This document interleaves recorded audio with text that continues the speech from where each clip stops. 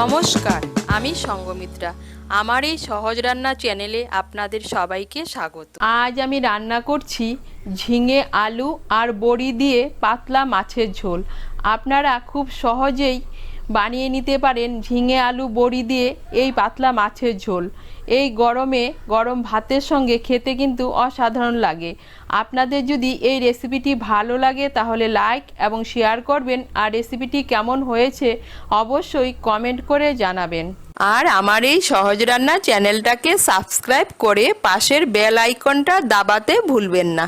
ঝিঙে আলু আর বড়ি দিয়ে পাতলা মাছের ঝোল বানানোর জন্য প্রথমে একটা মশলা তৈরি করে নেব। তার জন্য এখানে নিয়েছি 1 বড় চামচ গোটা জিরে, 1 বড় চামচ মৌরি, 1 ছোট চামচ গোটা ধনে, এর মধ্যে নিয়ে নিচ্ছি 4টে কাঁচা লঙ্কা আর 1 টুকরো আদা। এগুলো দিয়ে একটা মশলার পেস্ট তৈরি করে নেব।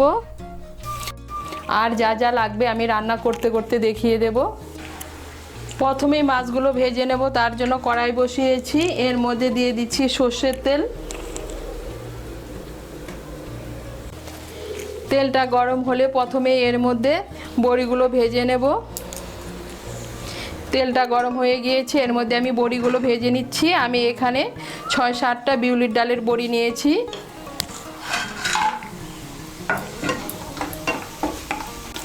বড়িগুলোকে লাল করে ভেজে নেব। বড়িগুলোকে লাল করে ভেজে নিয়েছি, এখন বড়িগুলোকে তুলে নেব। এই তেলের মধ্যে মাছগুলো ভেজে নেব। আমি 3 পিস রুই মাছ নিয়েছি। মাছটাকে আমি সামান্য একটু নুন, হলুদ আর সামান্য একটু লঙ্কার গুঁড়ো দিয়ে 10 মিনিট আগে মেখে রেখে দিয়েছিলাম।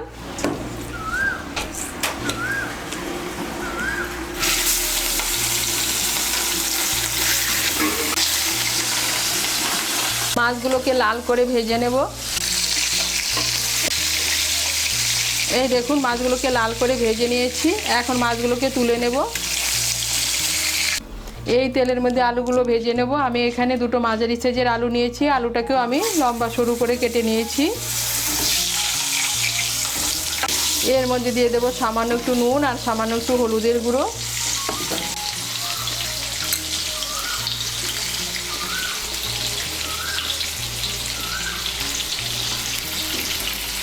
নুন আর হলুদের গুঁড়োটাকে মিশিয়ে নেব। মিশিয়ে নিয়ে আলুগুলোকে লাল করে ভেজে নেব। এই দেখুন, আলুগুলোকে লাল করে ভেজে নিয়েছি। এখন আলুগুলোকে তুলে নিচ্ছি। কড়াইতে যে তেল আছে এই তেলে রান্নাটা করব। এর মধ্যে দিয়ে দিচ্ছি একটা তেজপাতা, দিয়ে দিচ্ছি 1/2 ছোট চামচ গোটা জিরে। ফোড়নটা দিয়ে একটু নাড়াচাড়া করে নিয়ে এর মধ্যে দিয়ে দেবো বাটা মশলা।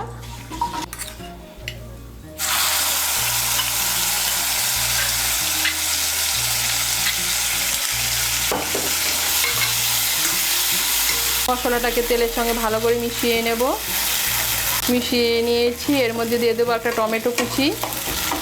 এর মধ্যে দিয়ে দিচ্ছি একটা মাঝারি সাইজের টমেটো কুচি। টমেটো কুচিটাকে মিশিয়ে নেব। মিশিয়ে নিয়েছি। দিয়ে দেবো হলুদ গুঁড়ো। এর মধ্যে দিয়ে দিচ্ছি 1 ছোট চামচ হলুদের গুঁড়ো। হলুদের গুঁড়োটাকে মিশিয়ে নেব। মিশিয়ে নিয়ে মশলাটাকে একটু ভেজে নেব।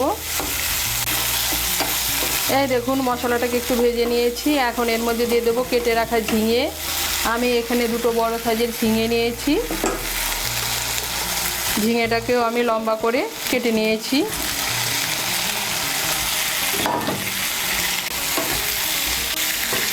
ঝিঙেটাকে মশলার সঙ্গে মিশিয়ে নেব। মিশিয়ে নিয়ে আঁচটাকে বাড়িয়ে ঝিঙেটাকে মশলার সঙ্গে ভালো করে কষিয়ে নেব। এই দেখুন, ঝিঙেটাকে মশলার সঙ্গে ভালো করে কষিয়ে নিয়েছি। এখন এর মধ্যে দিয়ে দেবো স্বাদ মতো নুন।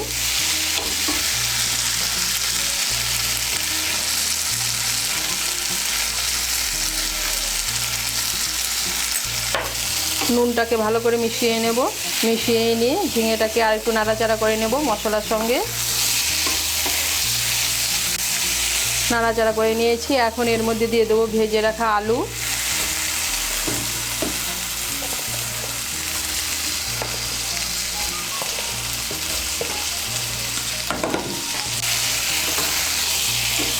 আলুটাকে মিশিয়ে নেব, মশলার সঙ্গে মিশিয়ে নিয়ে ঝিঙে আর আলুটাকে আরেকটু কষিয়ে নেব মশলার সঙ্গে।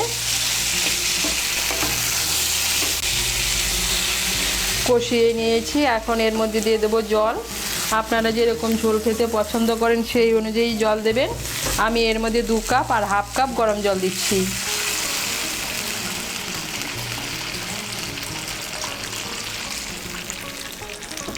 জলটাকে ভালো করে মিশিয়ে নেব।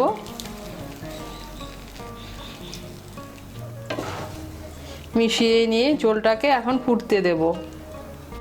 এই দেখুন ঝোলটা ফুটে উঠেছে, এখন এর মধ্যে দিয়ে দেবো ভেজে রাখা মাছগুলো।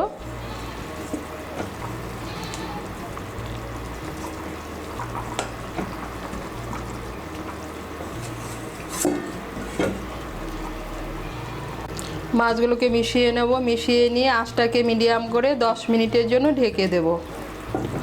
আঁচটাকে মিডিয়াম করে 10-12 মিনিটের জন্য ঢেকে দিয়েছিলাম।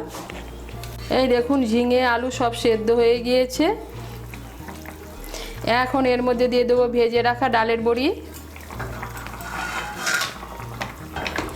দিয়ে দেবো চিড়ে রাখা কাঁচা লঙ্কা।